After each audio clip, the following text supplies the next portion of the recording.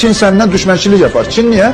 Doğu Türkistan'da 40 milyon Türk'ün özgürlüğünü istiyorsun. Yani o Çin benden düşman olsun. Ben Çin'e ne istiyorum ki?